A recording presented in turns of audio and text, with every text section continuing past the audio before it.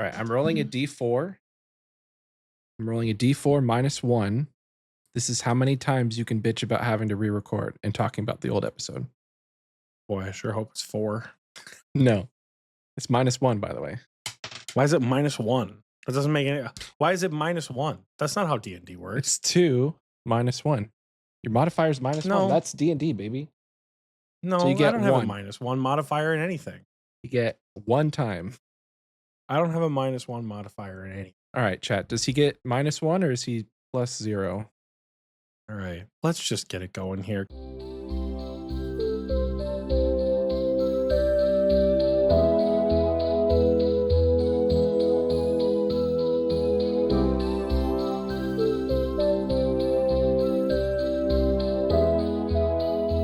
Hello, and welcome back to Xpwaste, where Michael insists I have a -1 multiplier, but I think I'll bitch about the fact that we needed to re-record this episode as much as I'd like.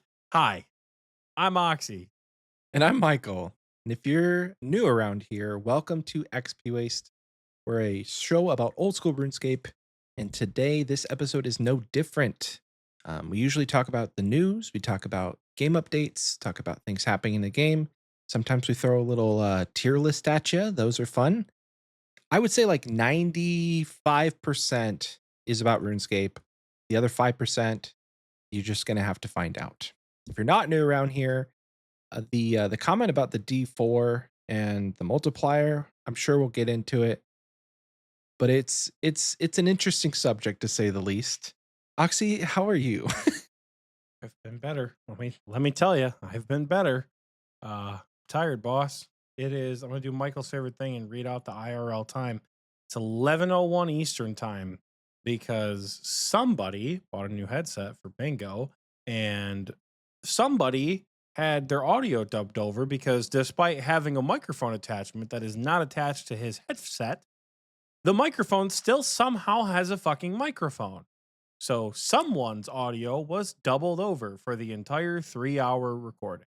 That someone was me, and let me tell you, I am pissed.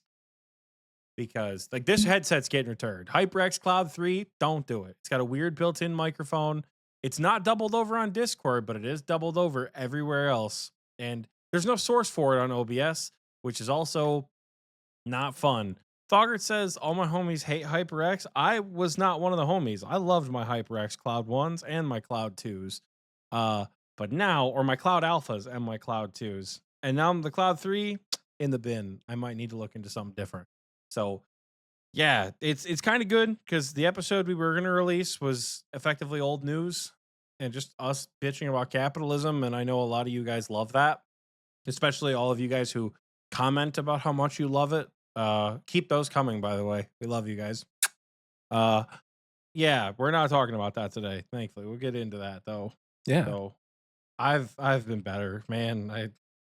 Should I speed run the conversation I had about bingo? I got 99 sailing, I remaxed my main, I got 99 strength on my iron because I gained 5 million experience in a week sitting at crab. I made about 400 mil in bingo.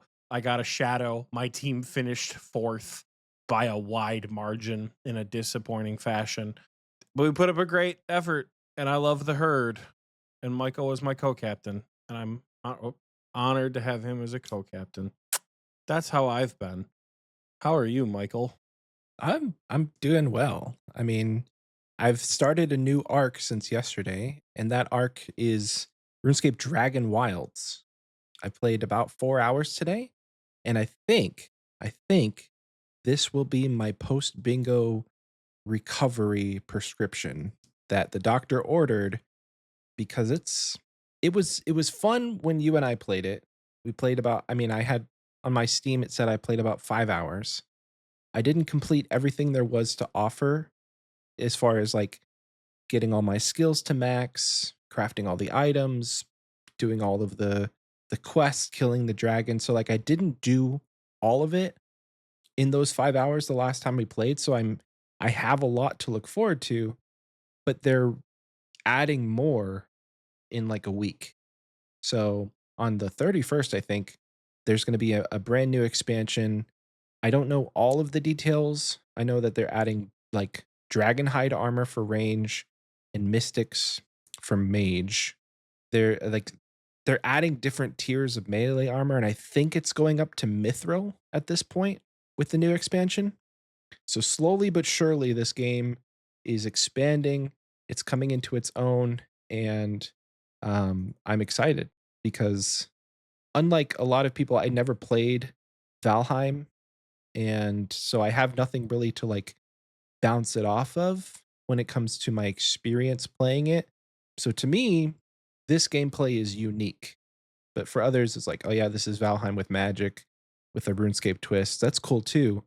But the 4 hours that I played today has been a lot of fun. And the bonus to all of this is I have an Apple TV and there's an app on there called Steam Connect or something like that.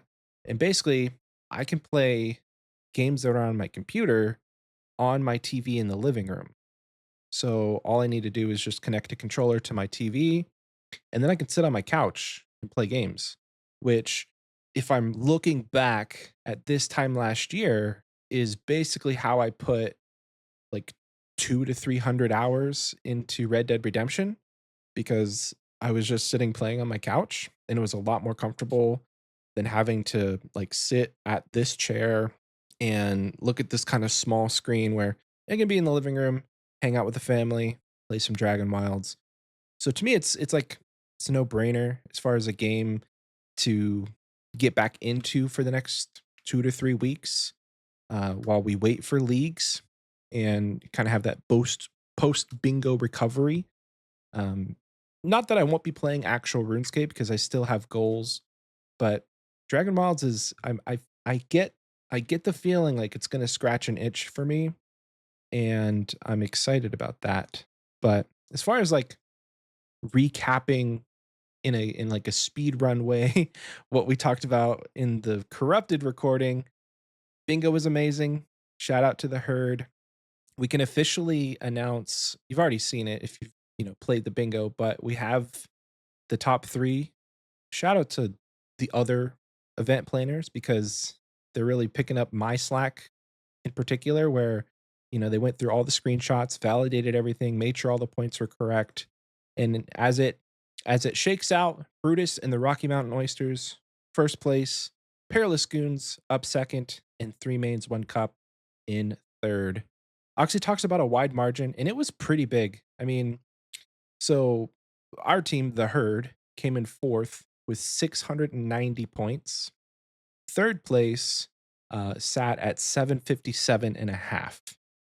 So we were down about 70 points, which, if you look at the board that we have, we could have gotten that. I'd say, like, if the other team just stopped playing and you gave us another day, we could have squeaked out third. But that's RNG, right? So they had a lot more prestige tiles completed. We had 25, they had 38. So I think in terms of the overall standings, it was going to be tough for us to hit the podium with the time that we had. But overall, like I said in our chat, fourth on the board, first in my heart, because I really enjoyed being on Oxy's team and the group that he like has assembled over the years of bingo.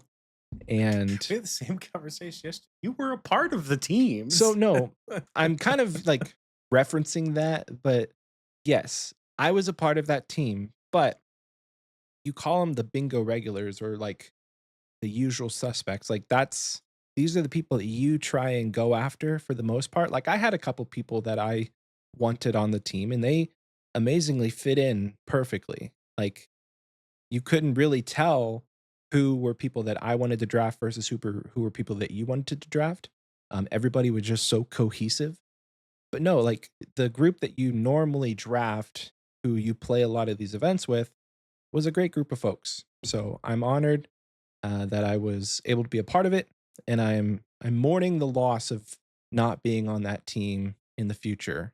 Unless something happens and Nate has to go out of town again, I probably won't. Like uh, I said, I think it's the ultimate switch up.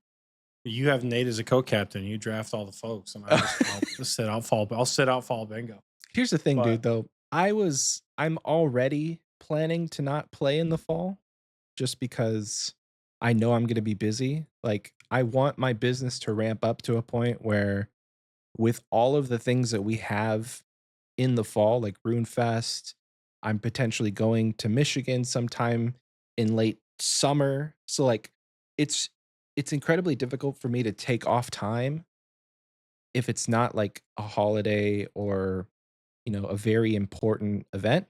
And me working this bingo, having a full route all 5 days proved that, like, I don't have the time to dedicate to being a captain, or I don't know. I could have played a lot more, but I was just so tired. Like, I did so a recap of my week, not like IRL. I was covering for somebody else's pool route. So this guy went on vacation and he basically paid me to just clean all his pools for 3 days. So Monday, Tuesday, Wednesday, I did like 31 or 32 different pools. And then Thursday and Friday, I had my regular route. So in the fall, that's probably what my schedule is going to be looking like. And that was exhausting. So it's not official, but I'm already kind of thinking I might just sit this one out because generally fall bingo is there's a gimmick. We always talk about having a gimmick. And if I want like the traditional bingo experience, I can get that in a Springo. So it's not official, but it's a potential that I just help with the planning, do the moderating or whatever, and then sit out. Cause I don't know. It's okay. I played a lot of bingos. I've done my time. If I sit out one, it's not the end of the world. But all that to say, bingo was a lot of fun. The week was amazing. And we had like almost no drama. I would actually say we had no drama. I can't recall a single time where it was like we had to have like a emergency meeting like we have in the past. Like there was no mid bingo rule changes, no point discrepancies, nothing was broken. It was a great event, and that's a testament to the team that we have. Tiki, shout out to Tiki specifically. Shout out to Brune Guy specifically. Like without those two people, TNL bingos would be in the bin, I think. As far as on the scale that we need to do them, you two are pivotal. And I don't think you get enough thanks. So thank you. Tiki's in the booth right now. So I'm looking right at you, Tiki. Thank you for your hard work and dedication. And I want you to know that we appreciate you. And the community does too. Yeah. It was a very, very fantastic event. Big shout out to our other event planners because I know Michael and I didn't pick up as much in the planning process. So don't ever thank us. No. Thank the folks with the little Hellcat thing in the CC. Folks, thank the Hellcat folks, our event planners. Riley, Swole, Nate, even though you weren't there, breaks my heart. Chaos Cleric, for Fear and Elvin, who gave the board a good once over, good math review, good gut check. We appreciate you guys. I don't think I'm forgetting anybody. No, I don't Rune think I guy. am. But yeah.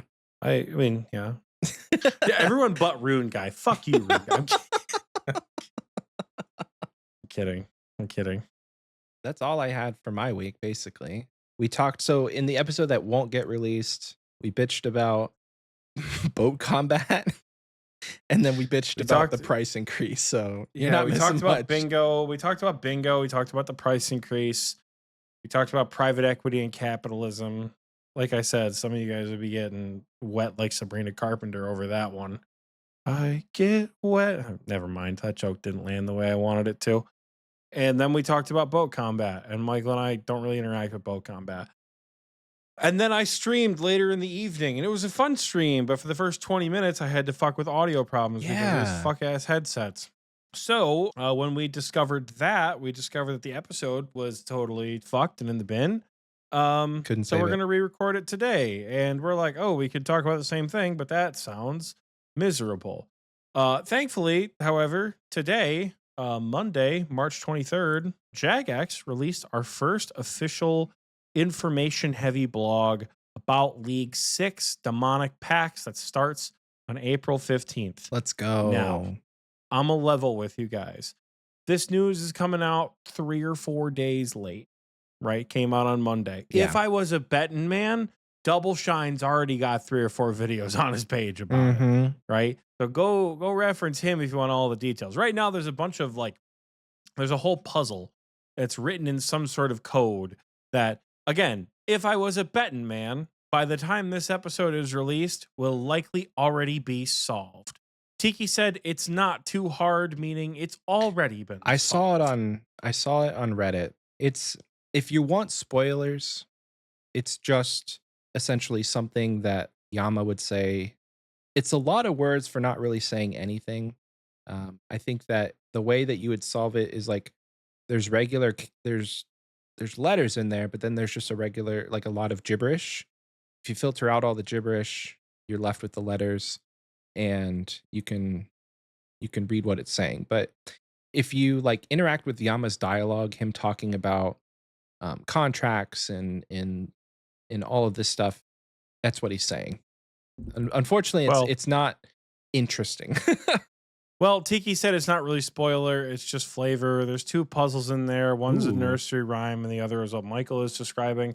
They've already been solved by this point. Go look them up. This episode is primarily going to be a gut check on how we are feeling mm, about the first little part of this particular league. So, yeah, I guess let's start with the most obvious change. We are, as we predicted, starting in Yama's lair yeah. off the rip. Though this time Yama's lair has been changed, and there's a bunch of fun logistical league stuff, which is super cool. So we're gonna start in Yama's lair. We were kind of right that we won't be starting. We'll be starting on the new continent, but we'll be starting in Varlamore, not Zaya. Which is So cool. that trailer where Lumbridge is burning makes far more sense now because Mistalin totally off limits. Can we talk about that for a second? Yeah, go ahead, pop off. So I read the blog and I must have missed it. I just breezed over the fact that Mistalin wasn't available. Like even after my second read through, like going down to the area information, I didn't even realize Mistalin wasn't on there. It took me going to like reading through Reddit comments to realize that we don't have Mistalin as an option at all. And so there's certain content that's just not going to be like Varrock is not going to be accessible for the league at all. So if there's it's interesting and it's going to take a lot more theory Varric had crafting. fucking nothing in it. Well, one notable thing that I can recall from past leagues is if you took the thieving relic, you would just go to the top of Varrock Castle and thieve all of the guards in there and get a bunch of money as like a starter cash. That's like a small thing. And then just being, having access to Lumbridge, Miss Draenor, Edgeville, all of those places are pivotal to like an old school experience. And playing in a league where we don't have access to that as a free region is a bit jarring. Because in any other league besides Shattered Relics, even no, actually I correct myself. We had it in Shattered Relics. Every single league up to this point, Mistalin has been a free unlock, something we could access without thinking about it.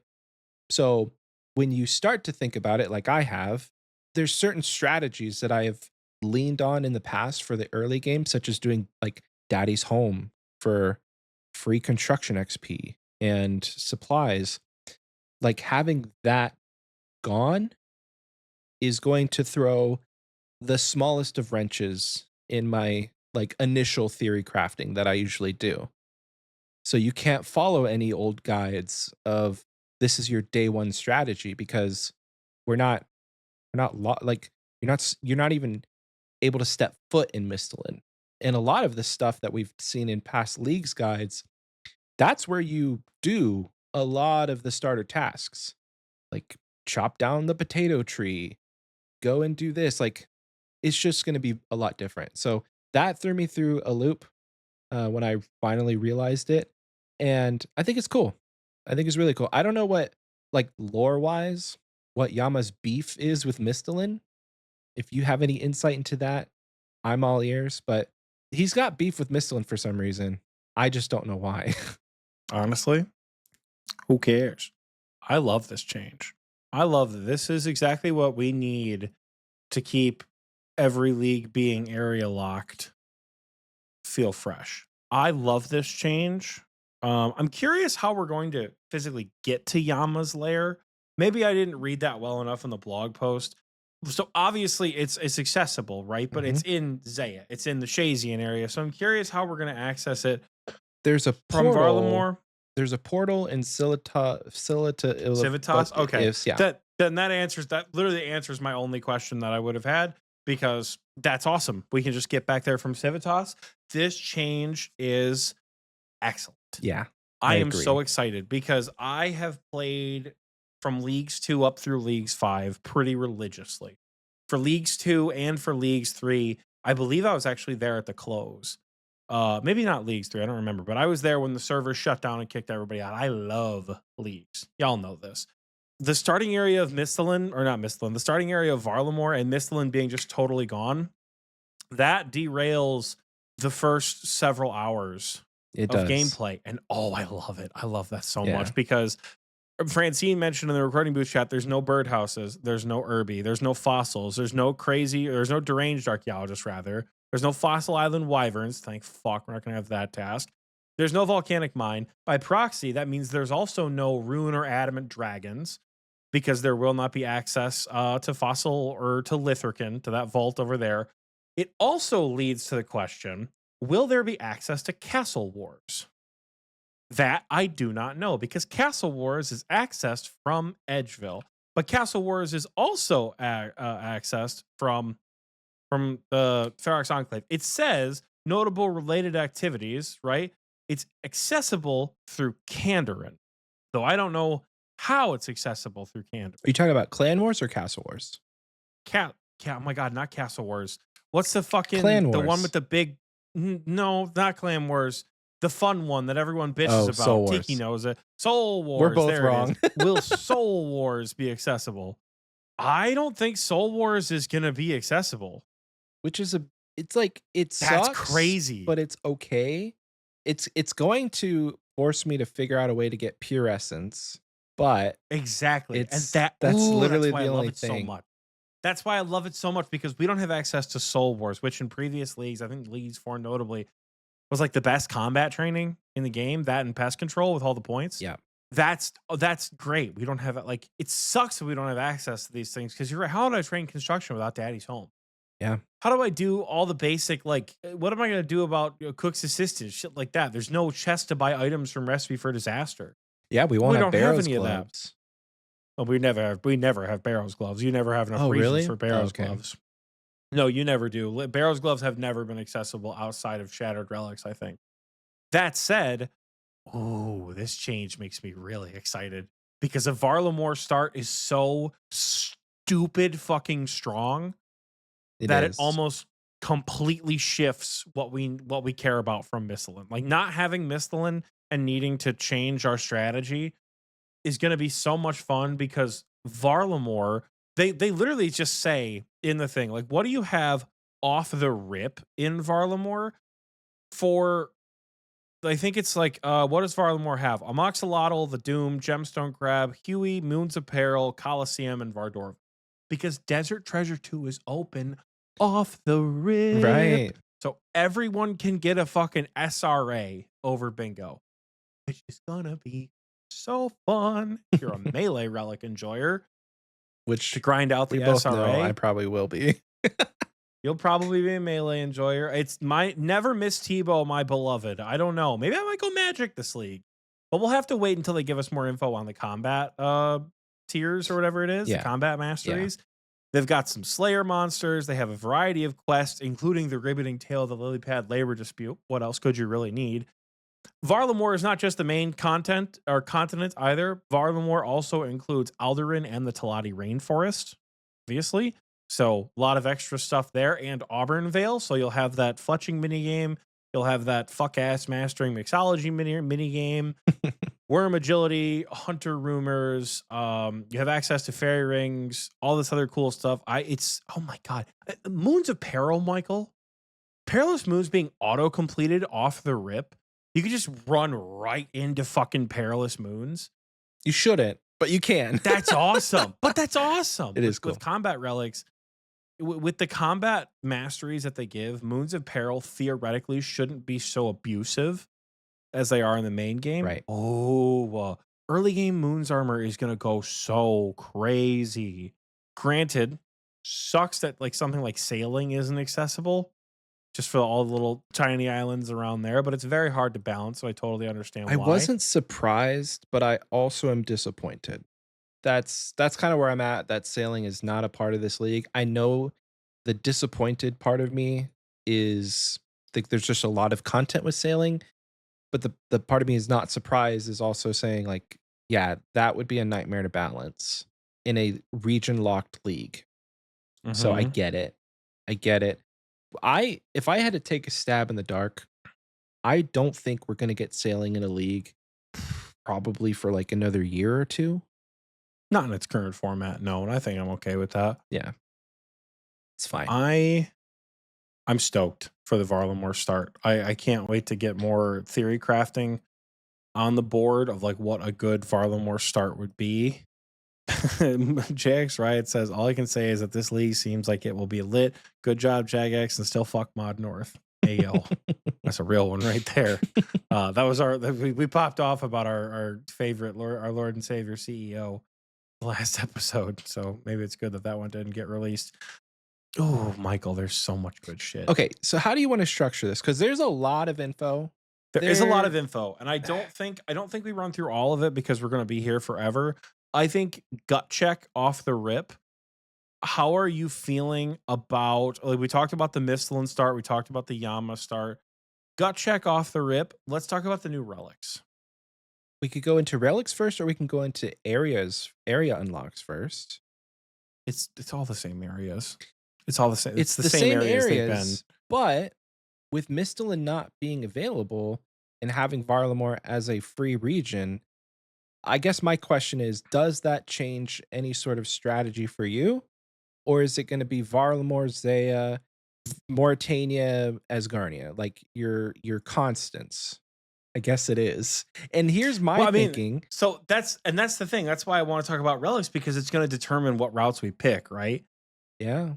Okay. Like that's the tough part because like I was gonna be like, all right, gut check. What regions are you thinking?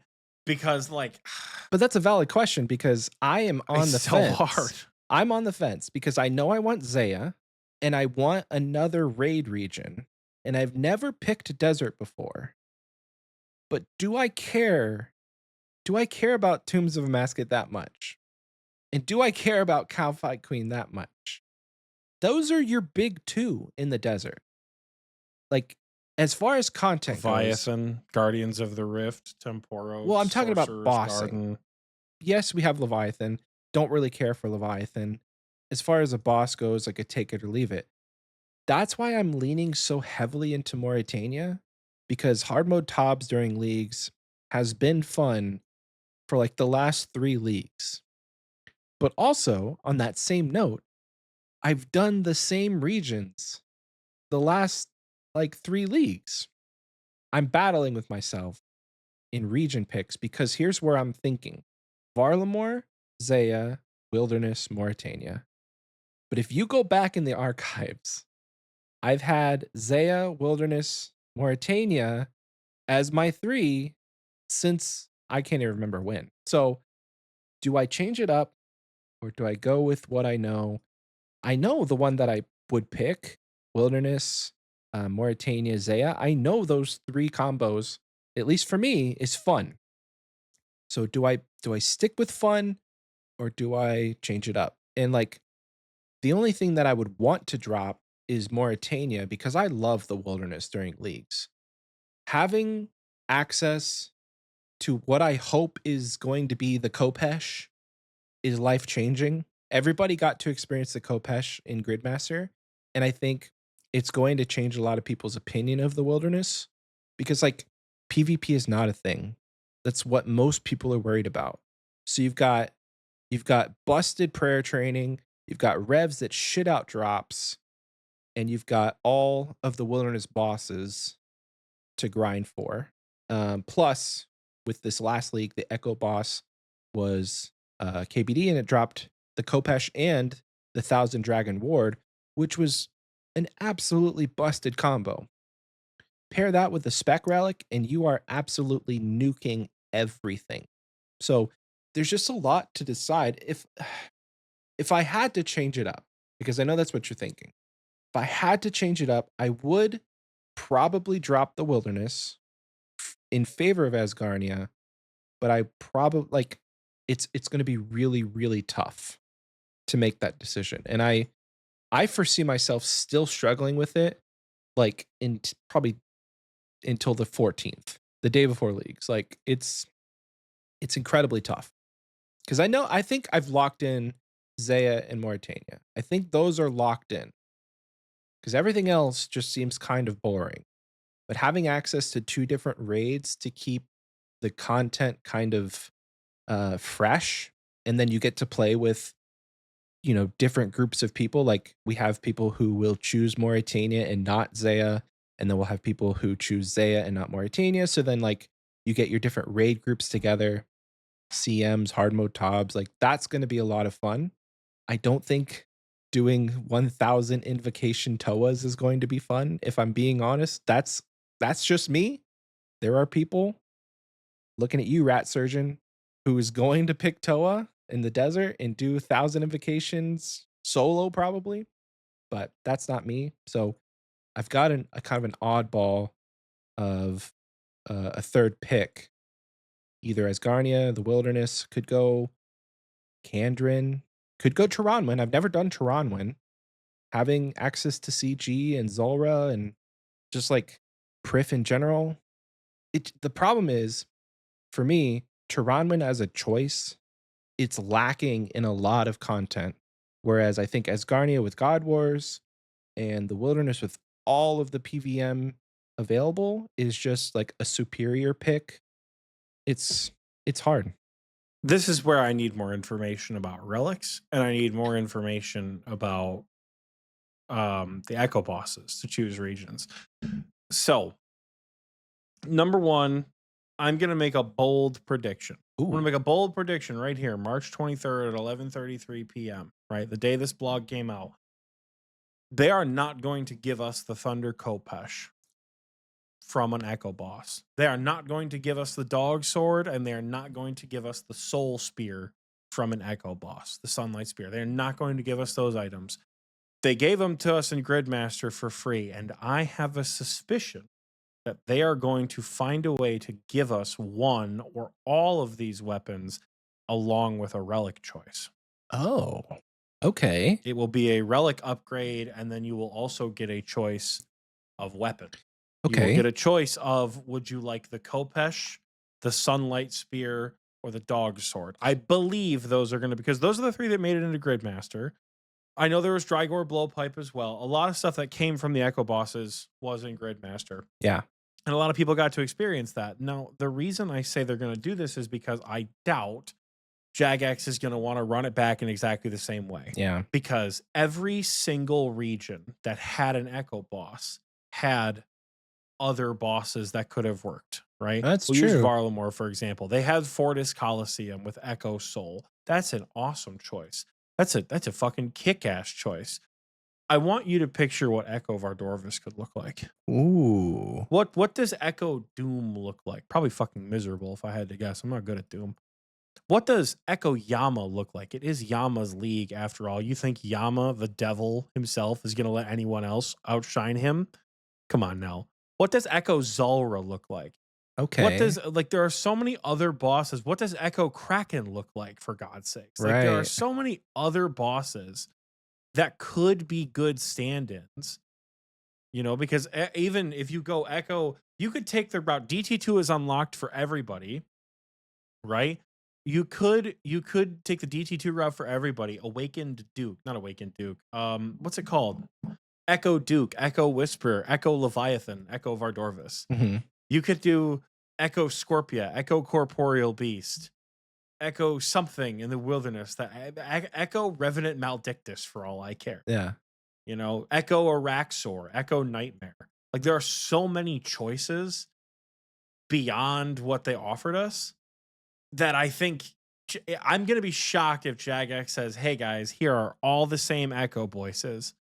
all the same Echo bosses with no changes, with the exact same rewards, I will truly be shocked. However, I think you're right. I think much like last recall, particularly the Thunder Kopesh, and to a lesser extent the Dog Sword and the Sunlight Spear, have become iconic Echo weapons.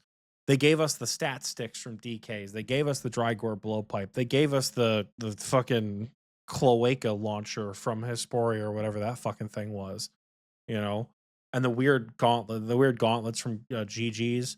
Like, I think they have potential to give us a bunch of new stuff, and I'm shocked if they don't. I Yeah. really am shocked if they don't offer new content, which is why I think locking in my regions early is going to be tough. Oh, yeah. Am I extremely tempted to pick Mauritania? I always am tempted to pick Mauritania. Though Always. it is so here's my problem with Mauritania, because this is also where the question of relics come in. The Slayer relic in the last league was insane. You can kill basically everything on task. Oh, yeah. There are so few pieces of, like, Corporeal Beast is one that comes to mind as one of the few bosses in a region that doesn't have an associated Slayer task.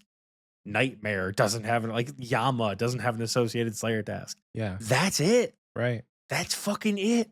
And like everything being on task was so good that not picking Mauritania for me, like I said last year when we were discussing, in 2024 about Raging Echoes, whatever it was. Mhm. I wasn't going to pick Mauritania because I wanted to be free, so I broke up with Mauritania. And then the next day, I saw Mauritania running out of a burning building with a kid and a couple of puppies and saved all their lives and said, "No, no, no, it's okay. You don't need to thank me. Real heroes don't need anything like that." And I was like, "Fuck, dude, I need to get back with Mauritania." Like, that's what that was like. Theater of Blood is so much fun. Theater of Blood is so much fun, period, full stop. But in leagues, oh my God, it's so fucking fun. I'm a little less incentivized because we'll have Perilous Moons and not Barrows, because we don't need Mm. Barrows. It's very true. But also, Does that disincentivize you from Asgarnia? the problem I have with Asgarnia is, despite it being very fun, and there's a lot of fun things to do in Asgarnia, there is God Wars Dungeon, which is accessible. So you have the 5 God Wars bosses. There's Cerberus. There are your defenders. The Avernic Defender drops as its own thing, so that's not really motivating to me. But there's a chance to upgrade to max treads, which is always fascinating, I guess. It feels very samey. Yeah.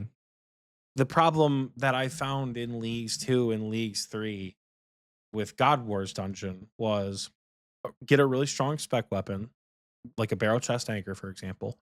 Get last recall. Go into Bandos's chamber. Foom, foom, foom, foom, foom, kill Bandos. Teleport out. Read through all your shit. Eat some Crom wands. Last recall back. And do that 500 times. And then do it 500 times for Krill. And then do it 500 times for Kree. And then do it 500 times for Commander Ziliana. But now we're throwing a new wrench in the mix where it's Nex. And you could do it as a group. And theoretically, Nex is not going to be as miserable in leagues, because not that small team Nex is miserable to begin with, but I would hope it's not Brew Simulator. You Right. know? Right. That's another thing. That's like, if you watch the trailer they put on Twitter or Instagram rather, of the imp just like sitting there on the table of all the relics, there is a shark relic. There is a Ooh. shark. There is the Bottomless potential shark. there's the potential for the corrupted shark to come back. And if that's the case, then fuck, dude. Who cares about any of these starting relics Yeah. if that's the case? Yeah. If the corrupted shark is an option, why not take the abundance relic in tier 1? But that's the thing, we don't know. So right now, it's going to be hard for me to not choose Mauritania. And then based on the Echo bosses, I'm a big fan of the idea of Wilderness. I think that sounds like a lot of fun. Zaya is always a lot of fun with Chambers. Well, obviously I have access to Karamja, like we always do. But like Tehranwyn is tempting. I've never done Tehranwyn. And they did Kandarin so dirty With the last Thermi. league Yeah. with Echo Thermi. They did Kandarin so dirty. And like nobody picked it. It was a dog shit reward. Because it was a dog shit reward, but Kandarin itself offers nothing of value, because if you think about it, Zenites instantly devalued. by the Dagannoth Kings. Right. No point in going for Zenites, right?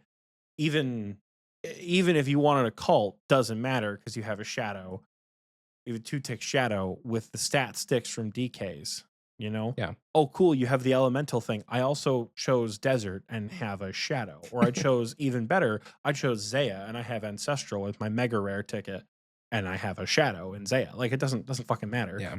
I'm so interested to see what they do to Kandarin to make it a viable region. So interested to see what they do, you know? Yeah. Going back to like the idea that the Kopesh and all of these iconic weapons won't necessarily have to come from an Echo Boss. I think you're cooking, and here's why. So if you scroll down in the blog to where it shows the relics, and then under passive effects, if you open that menu, they lay out all of the passive effects from tier 1 to tier 8. Tier 6 Mhm. and tier 8 have no passive effects. So Mhm. that to me seems like prime opportunity to give us a really cool, like not passive effect, but other reward for making it to that tier. And what if tier 8 they make you choose between one of the three weapons or between a choice of weapons? Like you can either have the Kopesh, you can either have the dog sword or the soul spear. Instead of like, hey, here's all three busted weapons, pick one. You know what I would love? And this is some of you veteran league players or leagues players, not League of Legends. I would never do that to you guys. Some of you veteran leagues players, you know, cringe at this. I would love if they brought back a third form of currency. Not Hmm. league points, not league points for unlocks. I would love if they brought back a Sage's Renown or a Oh. Demon's Renown or something that gave you access to a little shop inside Yama's. He's fucking Yama. He's the Yeah. devil. He can do whatever he fucking wants. Yeah. And he's like, yeah, I've heard of these items in the past, but you can't get them unless you sell your soul to me, right? You can't get them unless you sell something like soul points or something. Like you do all these tasks and it, you know, gives you enough for another soul and you can like trade a soul for an item. And maybe you can get a maximum of 5 souls, but there's 10 items to choose from and it helps you like change your build or something like that. I would love to see something. Jagex Riot is booing me in the recording booth chat right now because because Sage's Renown was very poorly executed. Sage's Renown was in theory a lot of fun because in theory it really helped you theory craft a path, which is it's a really fun part of leagues. And I think a lot of the OSRS community would really like the what is the best route for my build because Jagex. I hate to gas up, you know, I don't hate to gas up the devs. The devs are great. Uh, uh, I hate to be like, oh my god, the best company ever. These motherfuckers cook when it comes to that kind of stuff. Combat Masteries was the best change they could have made to League's combat because they made every choice feel positive and impactful. They made every choice as long as you went up to tier 6 and something, Mhm. right? Mhm. They made basically every combination not be wrong. And you could There is mix no and match wrong way to too. do it. And exactly, and all the region combinations and the echo items meant so much for the different unlocks and your like all the meleeers who took like god, what was the combo? It was like Tehranwin, Mauritania Desert, Tehranwin, Mauritania Var. That's what it was. Tehranwin, Mauritania Varlamore. All the people rocking up in the full crystal with the Araxite Slayer helmets, the noxious Yeah. halberds, and the sunlight spears. Like that was a fun build for melee. On the flip side, though, going the route that I did, I believe I took Zaya, I took Mauritania, and I took Fremennik. That was fucking cracked for range with ruby bolts and a twisted bow, Carol's leather top, and the Ava's assembler Mhm. with the Vorkath Slayer helmet as a 2-tick range weapon. Do do do do do. It's fucking crazy, right? Fucking crazy. And I love that they can do that with these kind of leagues. So the idea that another form of currency like a Sage's Relic comes in that allows us to basically buy like a one-off, like, hey, you bought a Thunder Kopesh and now it's permanently accessible from the League's tutor in Yama's lair. Like something where we can, and like honestly, if it's something different, that's fine too. But some of these items give are giving last recall Yeah, where people are going to be disappointed if they don't get a chance to see them. And I think it's just going to be unoriginal and rather disappointing if they don't include them. Another route that I could see them doing that could be a lot of fun is if they put them on like a global loot table. oh, A global boss loot table where you can get the Thunder Kopesh, the Drygor Blowpipe, the Sunlight Spear, the Dog Sword from bosses that already exist in the game, you that'd be know? cool. Or like they come from like Perilous Moon's chests or something like Yeah. that, you know? Well, there's just a lot of FOMO with these iconic items now that like we've gotten to play with them in like a gridmaster sense. It was already a short game mode, and you give people access to just busted, busted weapons. And then you say, no, sorry, you have to pick wilderness. But if you're, it, it just sucks to make people choose a region for one item. And I think you're absolutely right that it would be really shitty of Jagex to do that. They still could. I don't That's know if it still would on be the table. I don't know if it would be shitty, and I actually very much disagree. I think making a choice is what makes leagues memorable and impactful. We all remember Shattered Relics and how no decisions made the league just fast Iron Man mode and That's not true. fun. Yeah. I think making decisions is crucial for league, and making those decisions permanent is also crucial. And I say they give last relic vibes because of how much fun we had in Gridmaster, but Gridmaster was a sprint. Leagues is a marathon. Yeah. It's like 60 something days of just leagues in old school RuneScape. So I think it would be cool if they included them via some method as like a throwback for echo bosses, and then they could expand on that for future raid or for future leagues, right? I think if they don't, like I wouldn't be pissed. I don't think it would be shitty of them not to do. I think there's a lot of opportunity for them to include it in a very fun way. Yeah. Yeah. But if it's like if it's a choice between have the old items or have them make brand new ones, make brand new ones. I would be You know? down for that too. If if the items from the Raging Echoes leagues were just not there, but they came in with a brand new set of really cool stuff, I would also be happy. I don't know. I'm torn. I really think it would be a lot of fun. I'm not gonna lie. I would love to have the old items in the game somehow. And if they could get the leagues, if they get the Sage's Renown shop right, cool. I'm all for that. That sounds awesome, right? Yeah. But I don't know. I don't think it's shitty if they don't include them. Yeah. I don't know. I guess yeah, I can concede that. So off the dome, looking at relics, there's been a lot of talk about relics. It's gonna be hard to speculate relics because again, it's Monday night. We don't know what's already come out. They gave us the first three relics, the classic day one reveal, right? Yeah.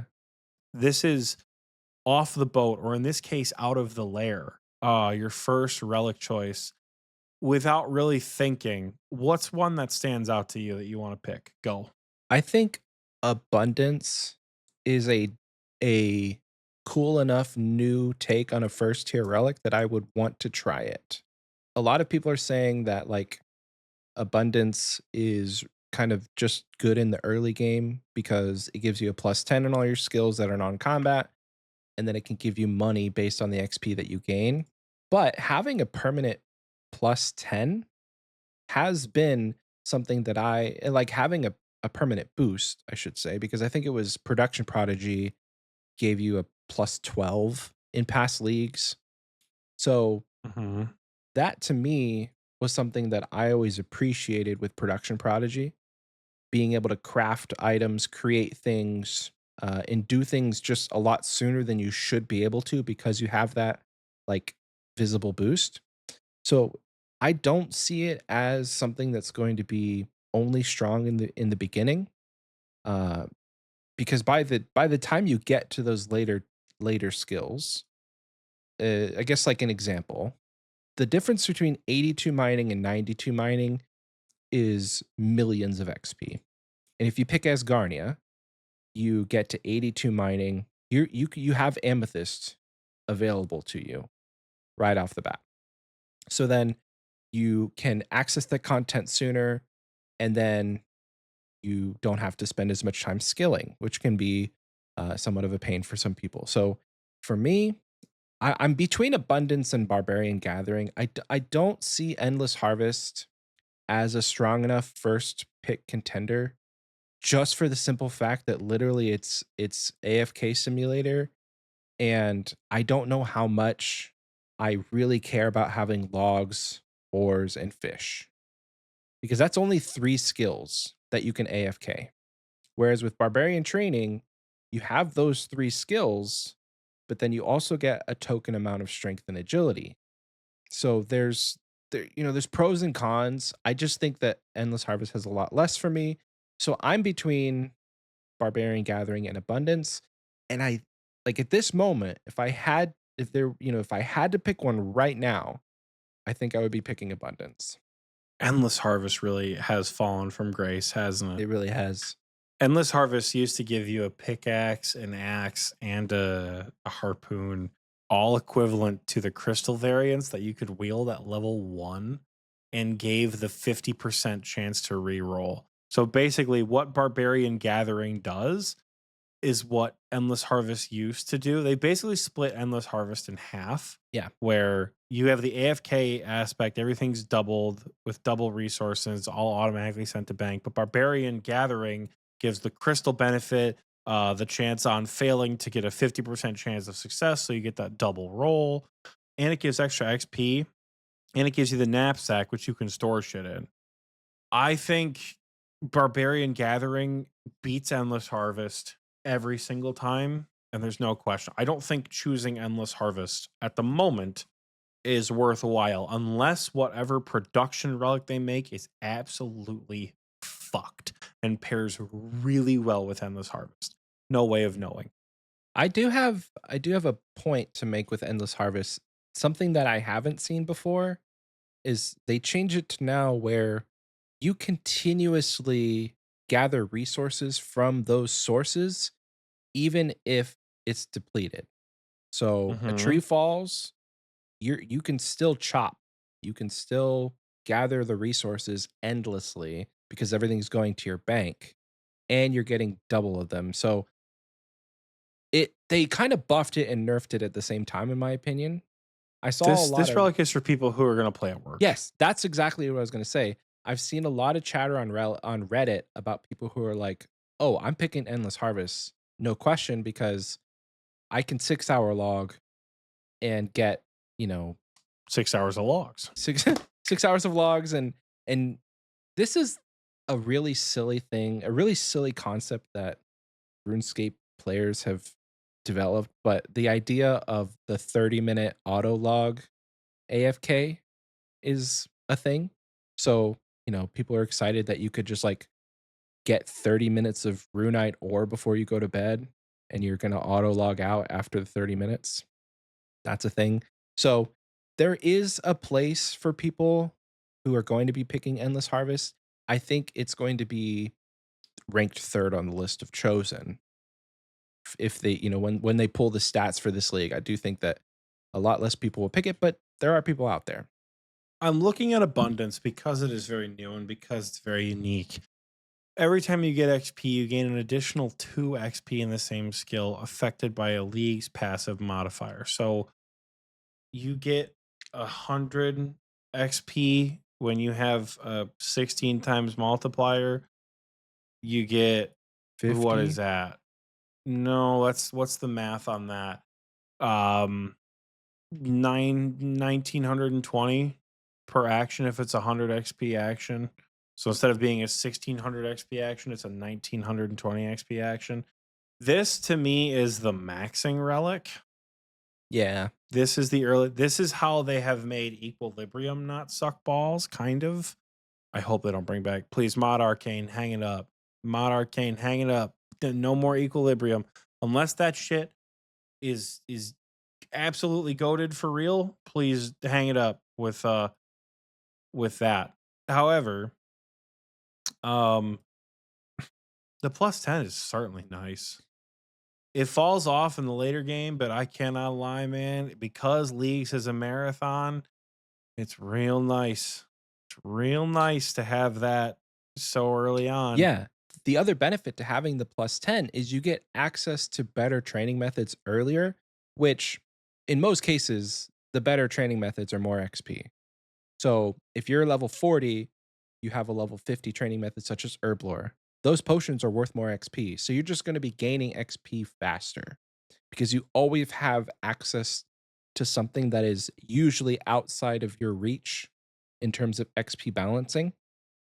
Not to Mhm. mention, this is kind of like a baby golden god because for every XP gained, you get 2 times as many coins. So they can either go to your bank automatically or your inventory if there's room, and this is a toggle. So early game, this is actually busted for early game. It's unfortunately not on the level that you see with Golden God where you just get billions and billions of GP.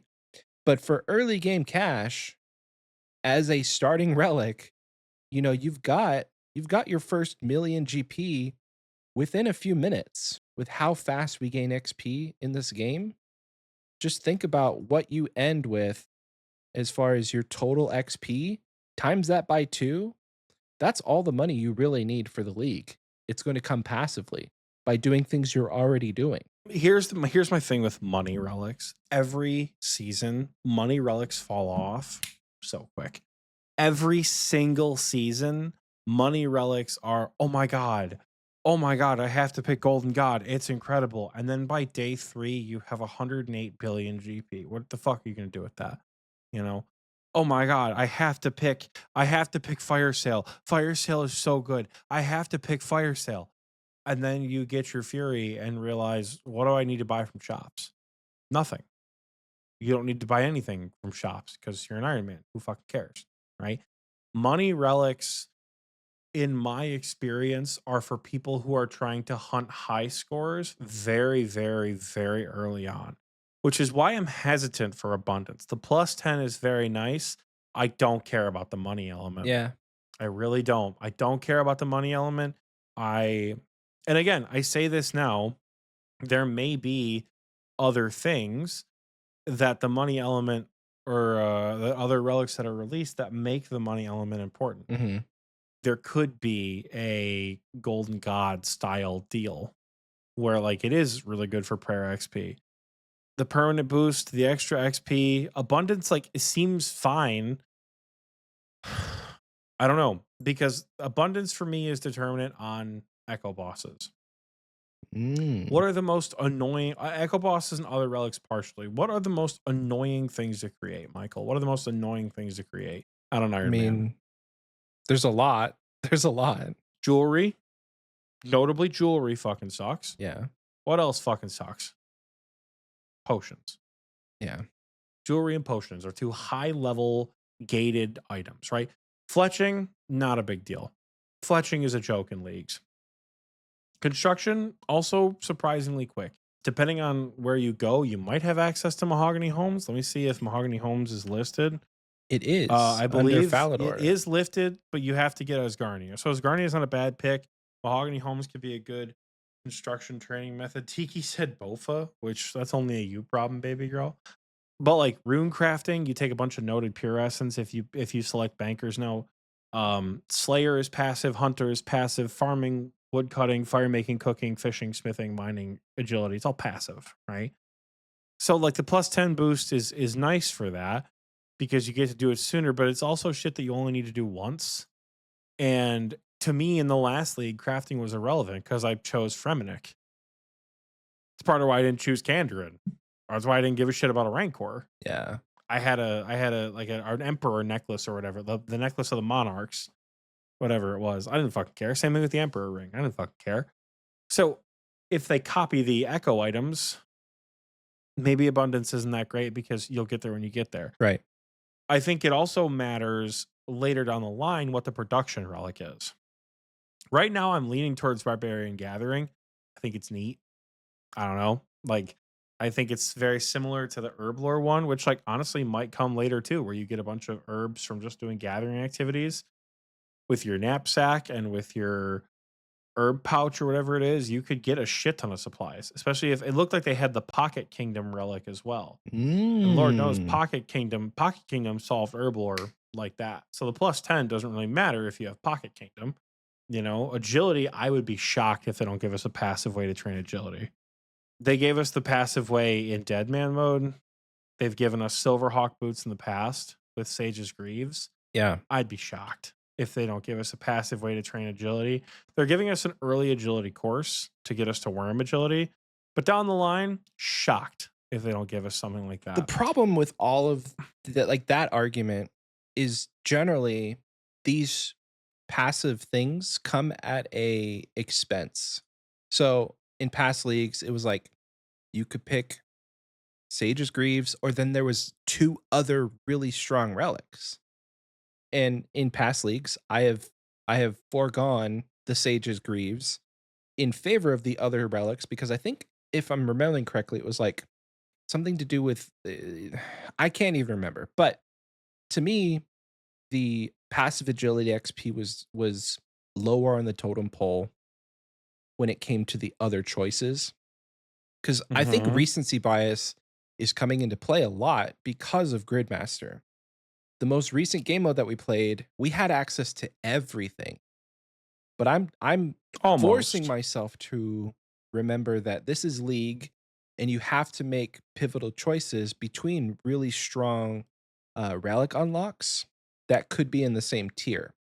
All that to say, I think you are convincing me that like Barbarian Gathering is the superior choice because when you think about these passive things, Abundance doesn't give you any sort of benefit to gathering or it's just a straight XP boost. And you said it already, but I think you're right. Abundance is the maxing relic, and it's a strong choice. But in terms of gameplay, I think that as a marathon, you need something that's going to be good passively for a long time because obviously abundance falls off when you get to the 90s in your skills because you Mhm. don't need that plus 10 or so yeah, like when you're already at the top, you don't need the plus 10 anymore. And coins are be gonna, like GP is irrelevant at some point too. So Barbarian Gathering does seem like the strongest choice just for the fact that like you can sit there and gather 140 logs and in that time you're getting you're getting strength XP and agility XP. So if you wanted to never run an agility course, literally all you would need to do is just sit at redwoods or sit at another tree and chop or do some fishing, which is also a great activity because you can just drop the fish or mining. But like there are there are benefits that I think should not be overlooked when it comes to having a passive way to train because one thing that I want to bring up, which I'm hoping to see in this league, is something similar to what we saw in Gridmaster, where you could link skills. I think that would make for very interesting gameplay if instead of all three being an option, where you could like they could switch up the grouping of the skills and that just be one of the relic tiers where you have to choose between linking three sets of different skills and then making that choice will definitely affect it comes into play when you have your first relic being barbarian gathering because if you chose strength as one of the skills that you link or agility and agility is in the group with say something else that sucks every time you're getting your agility xp passively you're also getting other passive xp so Mhm. So in terms of like just that potentially being an option, I think that for me, yeah, Barbarian Gathering is the choice. Plus, we get to punch trees. Like, who doesn't want to punch Yeah, trees? that's neat. I feel like all the tier ones at the moment feel underwhelming, but they will feel more Whelming. satisfying when more relics come out, which is good. But I think they're off to a very, very, very hot start. So today's Monday, as we've stated. By the time this episode comes out, potentially earlier than Thursday, if I get it edited, you may hear this like Tuesday night or Wednesday morning. I It, don't know. it'll be Thursday. It'll be Thursday. Potentially. If It'll be this has come Thursday. out before Happy Thursday, Thursday, everyone. shut up. If this has come out before Thursday, or if it comes out on Thursday, do you think we're gonna get relic unlock? Like, are they gonna do one every day? Because we Yeah, have 3 they weeks. generally do. We have 3 weeks until leagues. There's a lot of shit in this league. Remember the last time they did these little teasers? It was like, hey, raid mega rares or scrolls now, so you can pick whatever one you want. Or hey, everyone gets a purple. Or like, hey, here's this little Yeah. like quality of life. So it could just be small stuff. Yeah, it's You true. know? Oh, going back to the purple, in the overview of what's changed, content changes, they did make note that in Toa and Tob, those will now both provide uniques to all players in the raid if the raid obtains one. Yeah, they always did. So I guess that's not a new thing. Because I know there No. was, maybe it wasn't Raging Echoes, but the one before, where it's like having chambers was great because if you're doing CMs, you get enough points to roll multiple purples, and people were upset. But did they change that in Raging Echoes? I don't remember. Oh, okay. All I know is every chest could be purple in Tob, but once again, TOA stinky, and there's only one purple chest, and it always went to the leader, and everyone else would have a purple in their chest, but it wouldn't show as purple because Tob is the best raid in the game, and all chests would be purple. So I think this has been a pretty fair gut check about the initial drop of leagues. Did we go over everything? Absolutely not. Will we go over everything in probably more rigorous detail in the future? I would think so, knowing us. There's going to be a lot to talk about over the next couple of weeks. So thankfully, Michael and I are going to be chatting your ear holes off about leagues, giving you some updates on our accounts in the main games as we prep for leagues. But in the meantime, we're going to be doing leagues things. So we'll see how that goes. For now, though, folks, we're going to send you off to break. Please enjoy this little commercial, and we'll be back very soon.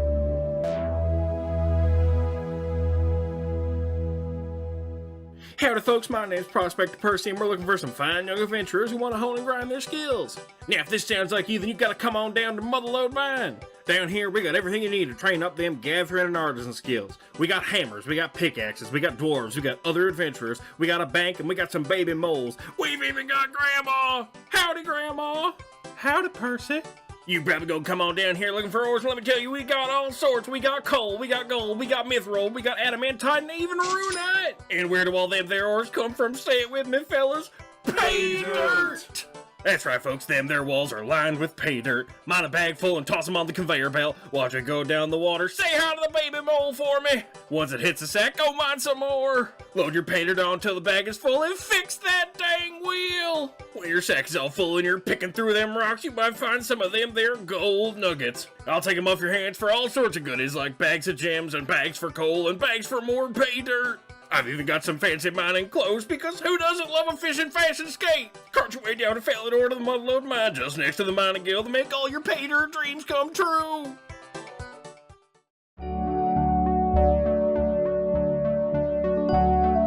Welcome back. I hope you enjoyed that commercial break because I know that I sure did. This is the part of the show where we thank the patrons and we don't acknowledge the fact that we're wearing different clothes and it's a different time of day. So I'd like to firstly shout out the Wise Old Men patrons. In the last episode that we initially recorded, Michael called me out for not thanking them because I just subconsciously forgot to not thank them. So I'm going to continue to not do that. They're on screen right now. They support us at the infamous Wise Old Man tier. They're our recording booth tier, and some of them are here joining us today for what some have wonderfully called the B3B recording booth session. So you guys are getting your ear holes nice and full of the Xpwaste podcast. At least this week you are. But yeah, these guys are our Wise Old Men, guys, gals, pals. They that whatever. We love you guys. You guys are great, but you're not getting thanked by me today. Moving on, though. Up next is the KBD tier. This is the shout out tier, more or less. You just get shouted out live on this podcast. So we would like to offer a huge shout out to Tudafly, my dad. Hi, Dad. Cloud Kicker, Crash Out Jack, Yama Edition, Elite Oreo Dunker, Cream and Kieran, Rack Roll, our third favorite Patreon supporter, Ralph, Rune Riot 96, Run Metal 15, Ryan M, and the Big G Jordy. Thank you all so much for your contributions at the King Black Dragon tier. You guys are fantastic. And a big thank you. Better than those stinky wise old men, am I right? But no, for real, you guys are fantastic. I do appreciate you guys, and I'm very happy to call you guys patrons. You'd think I've been doing this for 5 years. You'd think I'd have a better script laid out on how to thank people for giving us money for talking about RuneScape. But anyways, here's the Jad tier, the next and most highest tier that we discussed last time in our episode. We got to talk about the value of the Jad tier because we're not sure if people are still getting shirts. So we got to figure that out. Let us know if you guys are still getting shirts. So we'll sort that out here in the next couple of months. As I was saying, though, a huge shout out to Fran Skyway, Kyrandia, Mithril Fork, Petite River, and Soggy Waffles. Thank you guys so much. The biggest of all of the thank yous to the folks who support us at the absolute highest tier. You guys are spectacular. Much love from Michael, from myself, from the community. You guys are excellent people for supporting us for so long. Last time we did this, Michael and I had a conversation about potentially binning the Party P tier because theoretically there is supposed to be a live stream tomorrow. But in actuality, we don't know if a live stream is going to happen due to, this is going to shock you guys, scheduling conflicts. Yeah. So, given the fact that we've not really been able to consistently do a Patreon stream for you guys, we're considering just not doing the Party P tier. But Michael and I still have to talk about it. We'll have one of our classic business meetings and kind of figure out what that looks like and what would change that. Riley just said it devalues his 7 Party Pete alts. Well, we can't design the Patreon around Iron Men. So it's just something we're going to be in talks of for the folks who are subscribed with the Wise Old Man tier. It has some serious potential that you guys are just paying money for effectively the Gnome Child tier. And we don't want to make you guys pay extra money for just the Gnome Child tier. There's no extra benefits. So we're going to go over it and see what we're looking like there. In the meantime, though, if you guys want to support us on Patreon for as little as $1 a month, shout out to the Gnome Child, by the way, you can head over to patreon.com/Xpwaste. And yeah, you can support us for as little as $1 a month, like I just said. Or you can follow us for free. I'm not your mom. We don't post anything on Patreon. We don't really post anything anywhere now that I think about it. But still go follow us on Patreon if you like having us in your ear holes. Like I said, the talking about the money apparently doesn't get any easier after 5 years. But I'm going to throw it on over to Michael, who should have a community question for us or some community question answers. I do. I'm going to catch it because you threw it. And before I start that, I do just want to point out I'm wearing the same shirt because I'm a good podcast host. You decided to change. I decided to not change. Would you like me to go get up in the middle of the 40 community questions and put the dirty shirt on from yet? If you want to, I'm not going to wear a stinky, dirty shirt on the podcast. I wore that shirt all day yesterday, and I wore this shirt all day. I had a conference. Okay, I'm not going to be wearing my stinky, dirty clothes. Like the difference is, I guess, I put on this shirt for the podcast yesterday, and then I took it off to sleep, and then I worked today, and then I put it back on. Anyway, that's neither here nor there. You can keep your shirt on. I was going to say, I mean, maybe if you pay me enough money, I'll take it off. But yeah, we're primarily audio. So although you guys are probably now really intrigued to see the difference in the shirt I was wearing, you're not going to be too shocked about that. But joys of a 95% audio platform. There you go. Guys don't care what we're wearing to begin with. So anyway, moving on to the community question this week, where we asked you a couple weeks ago, what is your low to mid tier unhinged community? Hold on, I'm gonna get this right. Scrolling. Give us your unhinged low to mid tier level money makers. Because if you remember the last episode we talked about how you can fund your mid game grinds. And we're going to start off on Spotify with Mike D, who says, currently as an Iron Man, my money is made crafting and high alching air battle staves daily. But back in the day, somewhere around 2005, I would buy steel bars, make cannonballs, and sell them for money. I do have to say that you could still do that.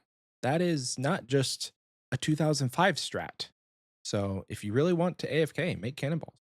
Moving on, Brandon says, RS2, I thought the gnome war turtles were my big money thing. Interesting. But in OSRS, I legit bought flax off the GE and spun about 500 before I gave up and bought a bond. The dedication Diabolical. is just insane. I mean, 500 flax, that's a lot.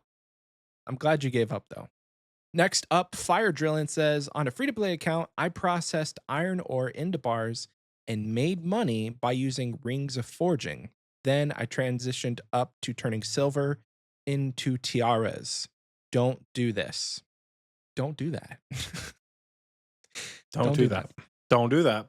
I did that in Deadman mode for about 5 minutes, and it was actually terrible.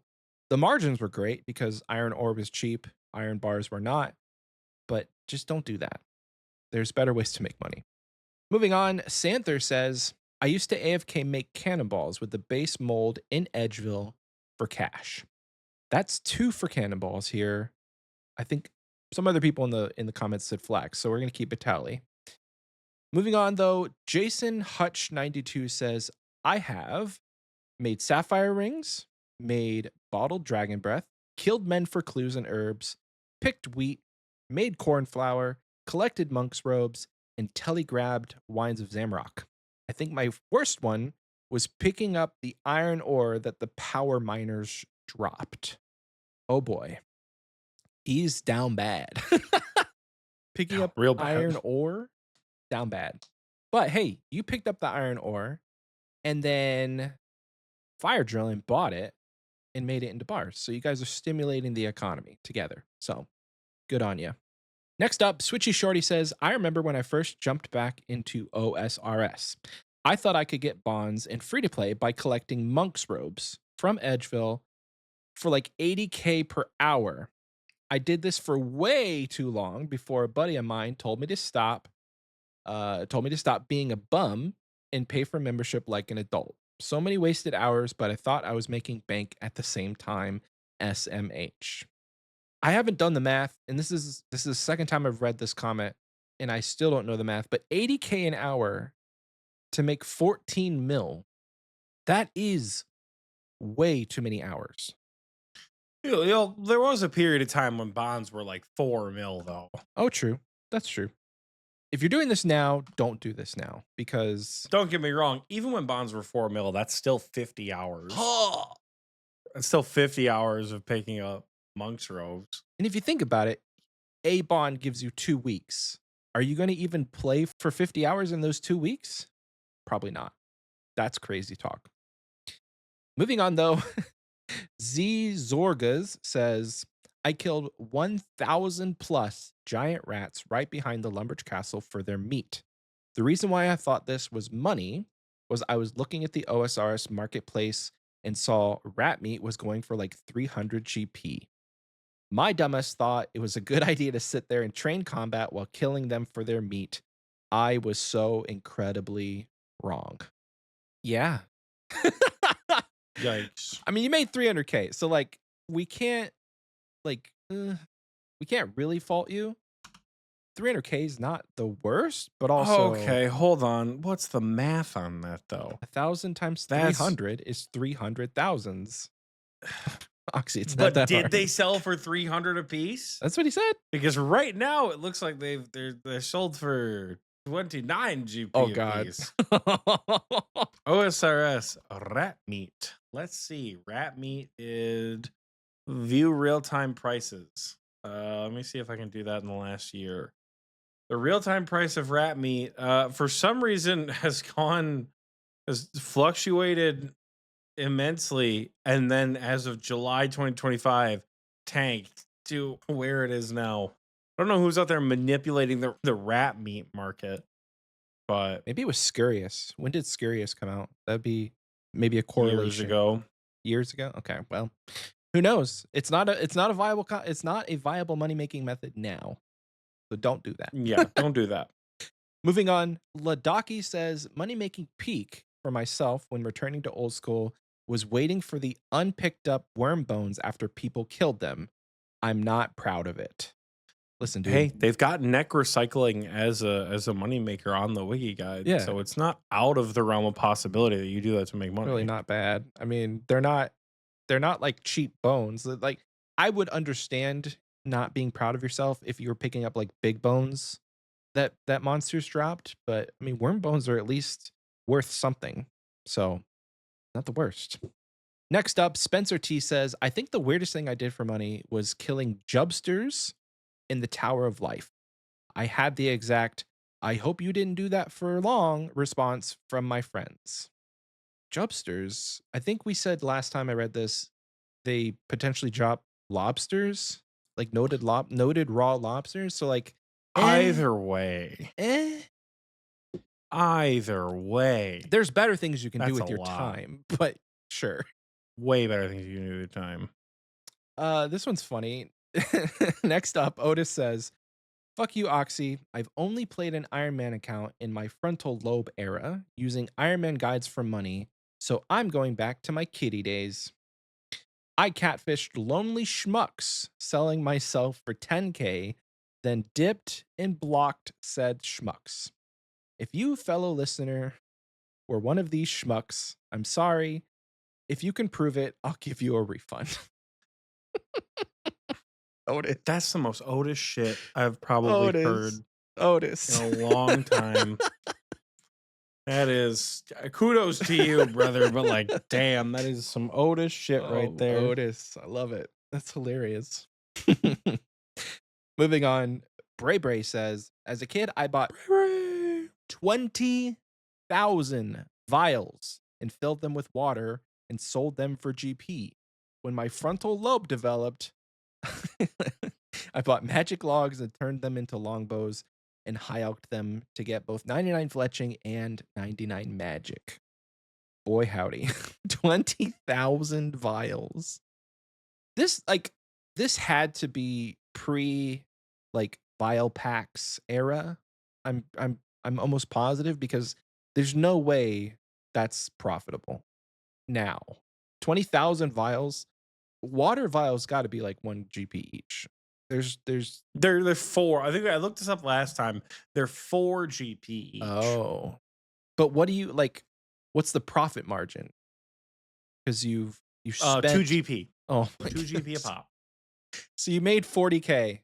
Congratulations. That said, this is old because Michael, I looked it up, and you are in fact correct that vials, feathers, and fishing bait are now available in packs of 100 from the shops that sell those items. This update came from Poll 14.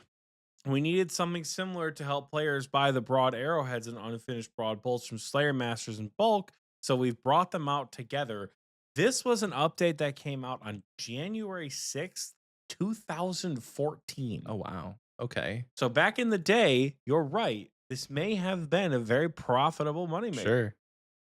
Thinking about it though, like, how much money would you personally need to make to subject yourselves to putting 20,000 vials of water together? I was a kid and I thought 100K was a lot. So 5 GP? Yeah, I guess. I mean, it's not outside of the realm of possibilities. That's how much they were. But damn, dude. Anyway, we have to move on. Next up, Schnoodley says, to make money, I would kill hobgoblins on that little sandy outcrop to collect limpworts and sell them. Horrendous range XP and money. Oh, he's talking about Penis Island. That's the little island. I'm mad because Michael made that joke. Michael made that joke the last time, and I thought to myself, not that fun. Surely he wouldn't do it. And then he said it again, and suddenly, oh yeah, now it'll be funny a second time. Like, it's funny to me. So you guys are hearing it for the first time. Next up, Bob Dole says, I've got a very stupid and unknown AFK moneymaker I did when my death's coffer got low. He says, y'all ever cannon Wallasikis? Wallasalkies. Wallasalkies in the Waterbirth Island dungeon before? Check the prices on skeletal gloves, boots, and skull pieces. A 1 in 64 rate for each. Gloves go for over 200k, and the boots and skull pieces go for around 70k. If you make a skull piece into a skeletal helm, not only do you get an awesome fashionscape item, but you net an additional 50k profit from it as well. Not the worst, but also, who's buying skeletal armor for 200k?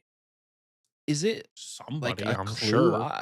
That's one of Not those me. I might be a clue irrelevant. item. It's just irrelevant in today's old school. But that's crazy. Walasakis, you said? Yeah, I guess that makes Yeah, sense. but I mean, they're not wrong. Skeletal gloves are 200k. Skeletal boots are 74k. Skeletal helm is 132k. If I had to bet, it's pures. Oh, The skeletal armor set is 616k, and if I was a betting man, I would guess that the skeletal mage armor does not have any defense requirements. I don't know. You could still do this, is what we're saying. If you really wanted to, you could do this as a moneymaker. It's Zerker armor. That's what it Oh, is. Zerkers. I believe it's Zerker armor because you have to have 40 magic and 40 defense after the completion of the Fremenic trials. Well, moving on. Next up, an odd trout says, back in circa 2017 or 2018, I used to hunt razor-backed kebbits for money. They're an obscure hunter animal that you have to track, similar to herbivore, except I had no plugins, nor did I realize the ring of pursuit existed. So it was very, very slow. I made decent money though because nobody else was doing it, and each kebbit would yield 12 kebbit bolts worth 1k each back in the day. They're dirt cheap now with the addition of hunter rumors. I mean, that's not terrible. I wouldn't call that unhinged. Maybe it's unhinged because it was very slow. So because it sucks. It's unhinged. it takes an hour to catch one and you're 12k an hour. Who knows? I doubt it. But next up, Potato Unlimited says, not necessarily a moneymaker, but when I first made my iron, I completed Hero's Quest and proceeded to kill the blue dragon in the basement with an RCB and brawl bolts 2,000 times and banked all the drops for 70 prayer at the Ectofuntus. I can confirm that is a viable way to get dragon bones. I did it myself, and it's very AFK. So, irons out there if you need dragon bones. There's a singular blue dragon. If you just stand there and range it with a safe spot, you got it. It's easy. It's very slow, don't get me wrong, but it's not bad. Moving on, Dinosaur says, the most unusual moneymaker I've ever done was jokingly tell my brother to buy me a Bofa for my birthday back when I had around 150 mil bank. He legitimately bought 200 mil worth of bonds and then traded them to me while we were eating dinner. That's insane. That is crazy. That is so the much most generous money. brother ever, because that is a shit ton of money. Depending on when it was, too. Yeah, that could depending be on when it was, be upwards of $100, $200, real live money. Shit ton of money. Yes, a shit ton of real whiz. life money. Damn, dude. Well, I hope you never sell that. We got a couple more here on Spotify. Next up, Siebert says, I used to kill guards for clues. And then he put 2 like sideways laughing emojis. To me, that's fine. They're not a bad source of clues. I guess if you're doing the ones in Falador. So I don't see that as unhinged because clues can be money, especially medium clues if you hit the rangers. Next up, Blazefire 420 says, I used to pick flax at Sears and then spin them into bowstrings back in the day before Zoller started pumping flax into the game. For those keeping count at home, that's 2 for flax, 2 for cannonballs. Hell yeah. I also did this very briefly back when like people would need bowstrings for fletching. Now there's other fletching methods which isn't as important, and you have the spin flax spell. So usually it's not as profitable, but you can still do that if you want to buy flax and spin them. You can. I wouldn't do it though. Actually, you're gonna love this one. So next up, Cole, our bingo teammate Cole says, Cow. if you get 99 mining at Motherlode Mine, you get around 60 mil. Weirdly enough, I made a couple mil getting to 99 crafting because Earth Battle Staves were actually profitable for about 2 weeks. If you have the patience to high out the Battle Staves, then you get a profit of 300 to 500 each, depending on the type and price of materials. Plus, it's one of the highest XP per hour for crafting, so win-win. We had this conversation on Sunday, and I actually did the math because you're like, 60 mil is a lot of GP. Do you know how much money an hour it is? Probably not great. Like It's 500K an great. hour. Even assuming. No? I did the math on Sunday, and I'm fairly sure that if you were cracking off an XP rate of about 40K an hour, just like let's average things out, 40K an hour, I'm sure maybe you get a little bit more. Yeah, I think it's actually higher maybe. once you get to 85. But yeah, 40 as an average isn't bad. But again, going from 35 to 99, Yeah, you're yeah. not going to get that. Just an Yeah. average of flat 40K an hour. It's like 185K GP an hour Oh. for like 300 hours. Oh. Okay. It's like, oh man, it's a lot. Hey, It's a lot. but he could have power mined iron or did bone shards, which bone shards arguably would have been better, but or gone to therapy. we love Cole. My man busted out the VM tile. He did. We designed that VM tile to be a team tile to go to VM, and Cole said, fine, I'll do all 50K myself. And we're like, brother, you can take a break from VM. You don't need to do all 100,000 points.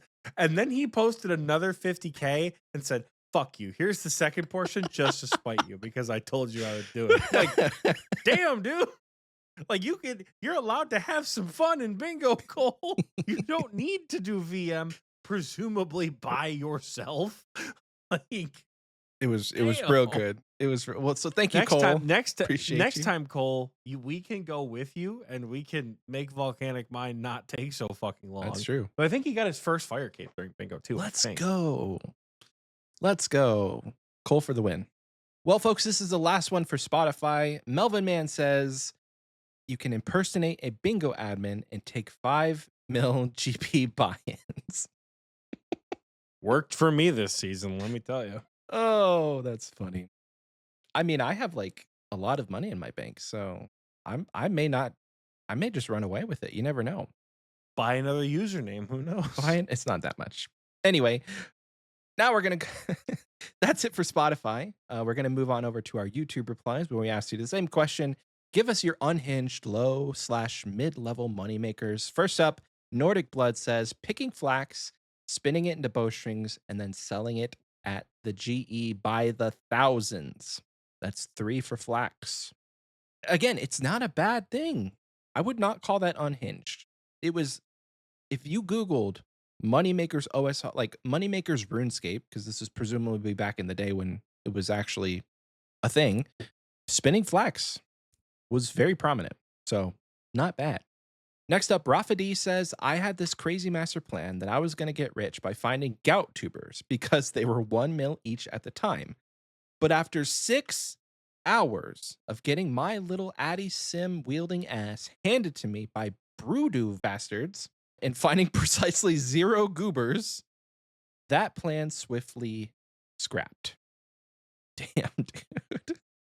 He did say 0 goobers, which I think may have been a typo, but I love goobers for gout tubers.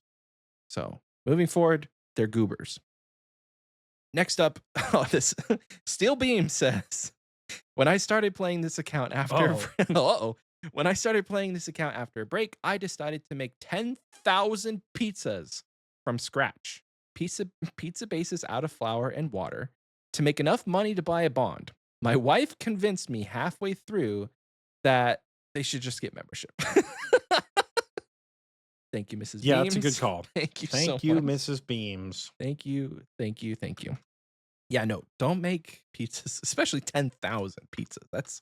That's crazy talk. But it's very steel beams coated. So what are you going to do? Next up, Iron Cap 15 says, when I first started my main account back in 2015, the skills I trained up to the 70s was mining and smithing. I wanted to be able to make all my low level armor from scratch and sell the rest for GP. Of course, it wasn't until I got to the 70s that I realized what a colossal waste of time that was. RIP. RIP indeed. RIP.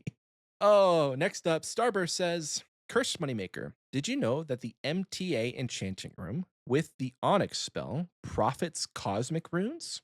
I went there to dump runes from Sepulcher and didn't need the money, but that discovery will stick with me and it won me a clan skill of the week. Damn. Okay. So what are you saying? Like when you're casting the spell, you just get more, like you can use the points to buy more cosmic runes? I guess. Maybe. That's probably what it means. Moving on. Eyes Cursed says, I hunted swamp lizards in RS2 when they were 3K each to save up and buy my first whip. Let's go.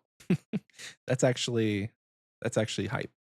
3K for a swamp lizard. Who was buying swamp lizards? Man, It was a different time. yeah, It's a different time. I guess. Much, much, much different time. Well, folks, that was actually the last one for YouTube. Thank you so much to everyone who answered the community question from a couple weeks ago. If you want to answer this week's question, it will be, give us a stupid relic idea for leagues, because we love your ideas. It can be busted, it can be dumb, it can be useless. Just make up a relic. You can answer that in the comment section on Spotify or as a reply to this YouTube video. Now it is time to send it on over to Oxie for Achievement of the Week. That was a musical number that I was not expecting. That was not in last week's episode, and that was a nice addition to this week's episode. Anyways, folks, Michael is right. It is time for Achievement of the Week. We're going to start things off in the skilling category this week because we have about a month's worth of achievements to go to. Most of the time, you think to yourself, oh, a month, it's going to be crazy. During bingo, shockingly enough, there's not a lot of achievements posted because people are so wrapped up in their team chats that they don't post about all the stuff that they normally do. So it's a bit of a lighter week despite not doing Achievement of the Week for like 3 or 4 weeks in a row. Anyways, let's get into it. Kicking us off, VBD Spaceman has achieved 99 strength. Night Breeze has achieved 99 strength and 99 HP. Fly achieved 99 defense. Dr. Monkey achieved 99 hunting, crafting, cooking, mining, slayer, and rune crafting. Monkey. The Big G Jordy has achieved 99 farming. Big Fig BC has achieved 99 range and 99 magic. My boy Jack has achieved 99 crafting. Kick-Ons has achieved 99 strength, magic, and crafting. Millimeter Peter has achieved 99 mining, hunting, and cooking. Clay achieved 99 fletching. Alpha Hotel Quebec has achieved 99 strength. Talk to Alex has achieved 99 sailing. Legend Gary, which always corrects to legendary in my Google Docs, has achieved 99 wood cutting. Voltoro has achieved 99 crafting. Woodsy has achieved 99 sailing. KCT has achieved 99 smithing. The Nady has achieved 99 farming. Broseph Stalin has achieved 99 attack. Sudtone has achieved 99 HP. Buddy Fighter has achieved 99 invention in RS3. Just one skill to go. Dicky Bird at the very end of bingo achieved 99 attack, defense, range, and mage. Mithril Fork achieved 99 attack and 99 range. While we were recording on Sunday, Dosi X achieved 99 agility. And between Sunday and now, Girthquake has achieved 99 attack. What a name. Absolutely love it. Additionally, we have some total levels with Arim Job, Fly, Dice, and Legendary all achieving 2200 total level. But that's not all, folks, because 2 people have achieved 2376 total level, and that is Karen remaxing the account, at least presumably remaxing the account with that Zuck helm there. And Abe, by the way, a maxing party that I was at. It was quite a bit of fun to go to. We all sat on the Lumbridge Bridge and drank beers, and I brought one of the kegs. Keep kegs in my bank for maxing parties. It's a really fun animation to drink the whole keg at the party. But yeah, that's the skilling category this week. Moving on over to the miscellaneous category. We have quite a few quest capes. We have Captain Captain Rayan, Tizkalchuk, Mike Z, Captain Calf 5, Zanon, remember that name, Zanon, and Pachizel. Pachizel, I think? I seen your name in the CC. I don't remember if that's how you say it. Additionally, though, Boston has achieved his diary cape, and Walt Kidney achieved music cape this week. We're going to round things out with the combat category this week. Despite not having a ton of achievements by number, there are a lot of achievements by just like the gravity of how fucking cool they are, because Bingo brings out the best in all of our players. So we have several new fire capes. We have Schmeedy Man, Green Knight, our low-key kind of psychotic teammate Rat Sorcerer, Cole. We love you, Cole. Very, very glad you got your first fire cape. That was actually super hype when we saw that pop up in the drop notifications. And remember that guy from the quest cape? Xenon. Xenon got his quest cape before his fire cape. How in the fucking world you kill Vardorvis, Galvek, Seren, and get through the monkey platform without a fire cape is baffling. The monkey platform it doesn't involve any combat, but it does make you want to jump off a platform in real life. It's mental. So equally difficult as planking a jab. So congratulations to our new fire capers. We've got some more first because Real Crazy, Uncle Rain, V-Lance, Thogger, and Thogger. She's the last one cutting right off at Thogger. Those four all achieved their first regular gauntlet KC, where Zabfin, W. Weston 909, and Trip all achieved their first corrupted gauntlet KC. Speaking of shouting out my own team because we're fucking awesome, Thogert and Kieran both got their first Zulrah KC as well, and then proceeded to do like 60 and then 150 KC respectively throughout the week. So got some up and coming gamers in the herd. Moving to Thogert said she did 94 Zulrah in a week after just getting the first. Good God. This is for Kieran. Oh, Kieran did 94? No, I said this. I thought Are Kieran you looking did. at my camera? Look at my camera. No, I'm not. This is for Kieran. Oh, the spoon. Kieran did get quite a few drops. Anyways, moving on to the combat achievements portion of the combat achievement section of Achievement of the Week. See, I remember the line this week. Did it. Zabfin achieved the medium combat achievement diaries, where Willazer, TNL learner on the Iron Man, and Reclinatus completed the hard combat achievements. Legend Gary got his Missouri kit this week. And then I had this problem on Sunday, and I don't know if you changed your name because I got a level with you. I haven't gone back in the Discord to look, but Uncle Kasim, I know you're on the Unk squad. Uncle Kasim, Ratty Cole, and Seed Dibbler. Also, they all got their quivers this week. So hell yeah. Congratulations on earning your quiver. Inferno next if you haven't done it, surely. But Soul's a fun fight.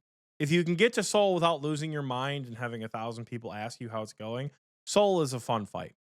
And then finally, Slip QP achieved their Infernal Cape this week. We got a nice little Crystal Bofa Infernal Cape post bingo, which was cool to see because I believe they did that on Monday, which was very, very, very cool. So congratulations to you, Slip, and congratulations to everyone who achieved something awesome this week. I know it's been a long time since our last Achievement of the Week. We keep bouncing back and forth with episodes and keep cutting you guys short, but ideally, when we get back to our regular weekly or bi-weekly cadence, whatever it looks like from here on out, we can stick with it, and you guys can get shouted out more frequently. And Achievement of the Weeks don't have to be 17 million entries long. If you did something awesome and you want to tell us about it, head over to discord.gg/OSRSTNL. Come hang out with us here in the TNL Discord. We have objectively the greatest RuneScape Discord community in the world, and we would love you guys to come hang. When we recorded this bit on Sunday, we mentioned that it's going to be tough because people are burnt out from bingo. Sure enough, the Tuesday Raiders, they're down there. The Tuesday Raiders look like they're doing a little bit of chain beast, perhaps some challenge modes. So come hang out and post about your achievements in the levels and achievements chat. It doesn't have to be a 99, a GM helm, anything crazy like that. If you think it's cool, tell us about it. Hell, I even posted a combat achievement that I got earlier. It's like a perfect Fazani's Nightmare. Because if you were watching me on stream on Sunday, you saw that I was getting a little pissed off at that one because I kept whiffing my Void Waker specs and misclicking and dying. But I got it finally. So you can post stuff like that in there too. It's the perfect place for all of your various achievements. That said, though, I think it's time that we wrap this little shindig up. This episode has taken the longest amount of time to record I think an episode has taken in forever. Michael and I have been recording this episode for 3 days. And I think it's time that we call it quits. But before, despite having recorded for 40 days and 40 nights here, I think there's one more thing we got to do. And that last thing is to give a fun question. Michael, my friend, do you have a fun question for us this week? I do. And guess what? It's different than the one we did on Sunday. Oh, okay. So we get to either save or delete that one. We'll save it.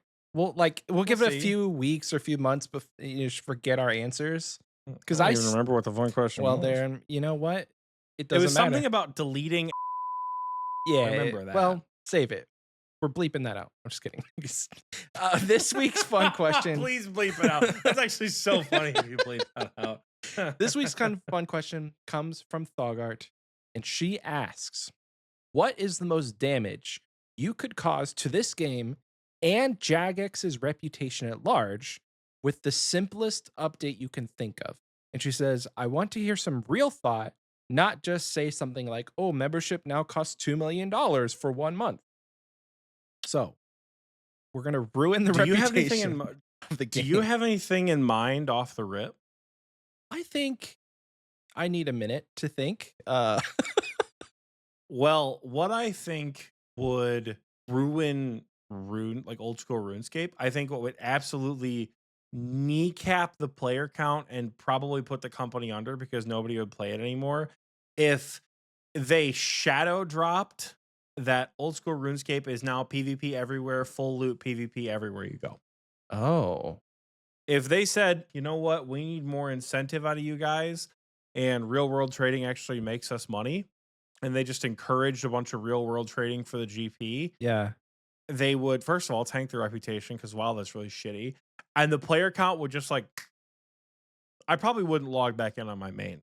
Yeah. If I got the update that it was full loot PvP everywhere, all I would need to do is die one time at the gemstone crab or die one time on the main on like a Slayer task, you know? And because it's full loot PvP, like if I lose everything and I don't have a protect item like Deadman mode, if you catch me on a Dark Beast task when I'm in the other room with my scythe equipped and lose that shit, I'm just not going to play anymore. Yeah, you know? absolutely. I think Like it's going to be so hard. That would be for me. Yeah. For me, that would be a one tick private server angle. Like I'm finding the next closest thing to old school RuneScape, and I'm playing that. Probably RS3 if they didn't go in and do that with RS3. Jagex is going. You got to remember, Jagex is going under from this decision. Oh, so I can't So play if they made it Dragon full- Wilds either. So here's the thing. No. Well, I mean, if they made old school RuneScape the most popular of the 3 mainline games they produce, full loot PvP, knowing full well that people fucking hate Deadman mode, but the finales look so big. It's like 2,000 people. It's like 1% of the online player base. Yeah. And especially if they didn't give any fun, like the reason people play Deadman mode is for the fun relics and all the unlocks and shit nowadays. Back then, back when like Deadman mode in 2021 was a thing, y'all remember how fucking awful that was? When you just died because Yeah.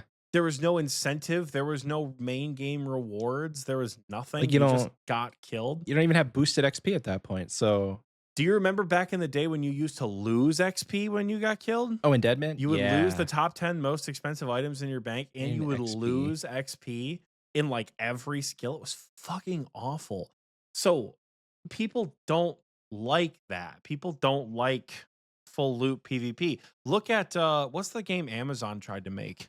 the New Was it? World, Oh, whatever it was. yes. Yeah, they try to implement this like, oh, we're PvP everywhere except for just a couple of safe zones. People don't like that. Like some people like that. Some people would be able to work with that.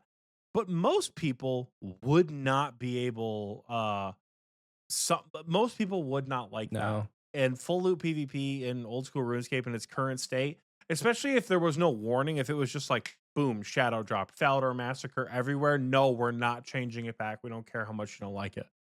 We upped the price of membership recently, and you all just renewed your years, and now we're gonna go right off. The shareholders are gonna go right off into the sunset. See, it does come back to capitalism. Fuck you, Mod North.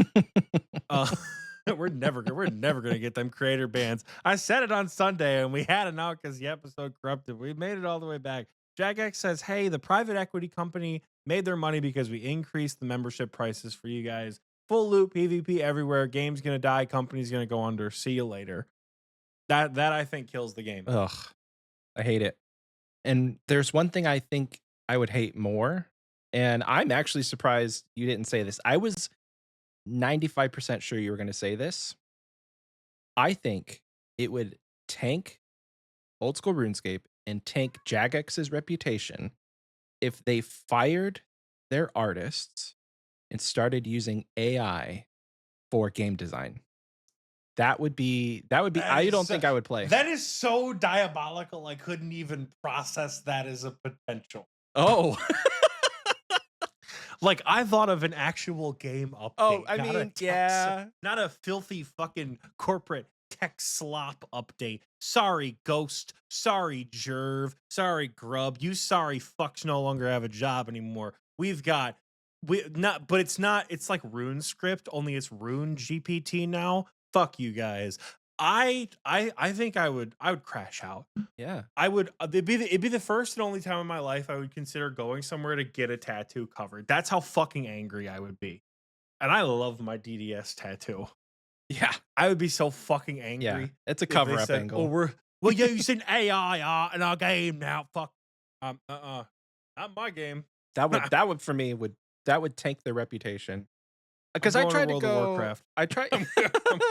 I tried to go for like more so Jagex's reputation, and I think at this point that's the only thing that would probably get me to quit. Because the nice thing is they have stated like without a doubt they will never use AI, which is great. Yes, I will say the artists in this game are fantastic. Yes. The people who create the concepts for this game, the people who put them into the game themselves, you guys do great. We don't ever want to see you guys go anywhere. Y'all should do more tattoo design competitions. Those were fun as hell when you did those. Yeah.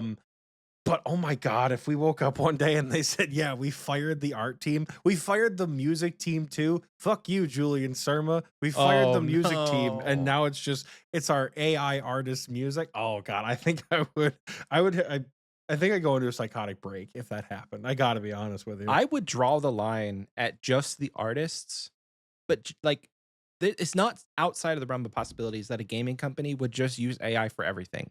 Like story concepts, quest making, music, graphics. It's probably been done and it's probably really shit. But no, Jagex, they're on the right track. I think and I hate to play good cop, bad cop, but I think it was Mod North who in an interview was like specifically, no, we will never use AI for anything because we value our artists and our writers. So like, yeah, fuck you, Mod North, but also good on you for standing up for your artist. So how can you be so right and so wrong at the same I know. time? Give us our fucking Pride event, Mod North. If you want to keep all the artists, give us our fucking Pride event. You know how crazy they would go? Give the art team free reign to make whatever Pride shit they want. Give us our fucking Pride event. Keep AI out of the game. God damn it. Dogart says, glad Mod North has a spine, at least, but fuck him still. Oh, man.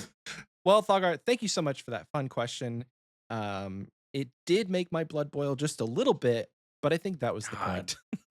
So Oh my god, I would take full loop PvP every single time. over I would AI play art, the yeah, I would play 100%. this game. It would be the most anxiety-inducing thing in the world to get from Versinhaza to the entrance of Theater of Yeah. Blood. Oh my Well, you gotta god, it think would be fucking they would awful. probably have safe zones like they do in Dead Man. But anyway, that's neither here nor there. Thank you so much for that fun question. If you want to send us a fun question that we will answer on the show, you can do so one of many ways. The most prominent way that we like is sending us a postcard so we can put it up on the wall and we get to see where you guys are from or where you traveled. And you can give us, a little blurb of your experiences. And when you write out your postcard, make sure to include a fun question. You can send that to our P.O. Box, which is P.O. Box 2376. Keller, Texas 76244. It's in the description, so you don't have to back up 10 seconds and write that down. It's in the description. There's other ways to send a fun question. If you want to be difficult, you can email us. You can DM it to me. You can add it to our fun questions section. Sorry, I just had. Sorry. If you want to be difficult and do the easier option, you don't have to pay for postage for an international potentially postcard. What? Anyway, there's a lot of different ways, and we'll probably read it on the show. So that's it. Well, the idea of AI RuneScape is vile. And it's actually, I don't even know what to think or what to say. They released a new Leagues trailer today, by the way. Michael, did you see that? I saw the Minion relic. Yeah, so it's a tier 8 relic that I'm still not gonna pick. I didn't pick Minion in Leagues 4. I didn't pick Minion in Leagues 5.